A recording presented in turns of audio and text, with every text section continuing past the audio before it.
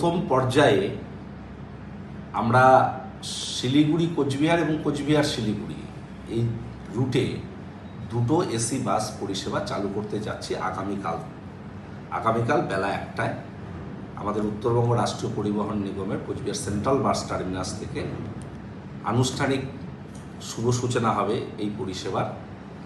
শিলিগুড়ি কোচবিহার এবং কোচবিহার শিলিগুড়ি রুটে 2x2 আসন বিশিষ্ট এসি বাস সার্ভিস।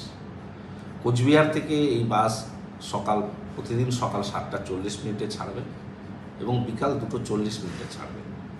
আর শিলিগুড়ি থেকে 8:50 শিলিগুড়ি থেকে কোচবিহার উদ্দেশ্যে রওনা দেবে এবং বিকাল 3:50 শিলিগুড়ি থেকে কোচবিহার উদ্দেশ্যে রওনা দেবে। দুটো 4টে ট্রিপ এই বাসগুলো দেবে। গভর্নমেন্ট নির্ধারিত যাত্রী ভাড়া 320 টাকা, কিন্তু আমরা 100 টাকা কনসেশন দিচ্ছি প্রথম 6 মাস। আমরা মানুষকে নিবিড় এই পরিষেবা দেওয়ার স্বার্থে আমরা রিবেট সহ বিশেষ ভাড়া করেছি 220 টাকা। এটা লিমিটেড স্টপেজ থাকবে। কোচবিহার থেকে যাত্রা শুরু করে 5টি স্টপেজে এই বাসগুলো থামবে। পুন্ডিবাড়ি, ফালাকাটা, ধূপগুড়ি, ময়নাগুড়ি বাইপাস এবং জলপাইগুড়ি বাইপাস। একইভাবে শিলিগুড়ি থেকেও ফেরার পথে এই জলপাইগুড়ি বাইপাস, ময়নাগুড়ি বাইপাস, ধূপগুড়ি, ফালাকাটা এবং পুন্ডিবাড়িতে থেমে কোচবিহারে এসে পৌঁছবে। আমরা অফলাইন এবং অনলাইন এই দুভাবেই টিকিট পাওয়া যাবে।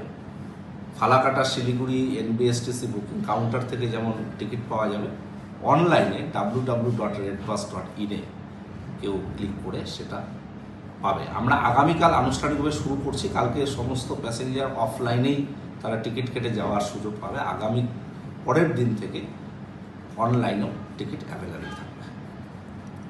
দিন থেকে মানুষ দাবি করছে যে এই গরমের সময় যদি এসি বাস পরিষেবা চালু করা যায়। একটা সময় উত্তরবঙ্গ রাষ্ট্রীয় পরিবহন নিগমের বেশ কিছু এসি বাস পরিষেবা ছিল, কিন্তু বাসগুলো প্রায় সবগুলোই নষ্ট হয়ে যায়।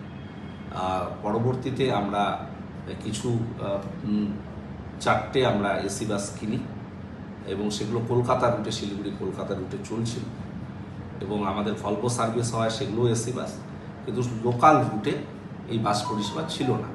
তাই আমরা আপাতত প্রথম পর্যায়ে দুটো এসি বাসকে কোচবিহার শিলিগুড়ির মধ্যে চালাচ্ছি। আগামী দিনে আমাদের কলকাতা দীঘার মধ্যেও এসি বাস পরিষেবা চলবে এবং রায়গঞ্জ, শিলিগুড়ি এবং শিলিগুড়ি আলিপুরদুয়ারও পরবর্তী পর্যায়ে আমাদের এসি বাস পরিষেবা দেওয়ার আমাদের চিন্তাভাবনা রয়েছে।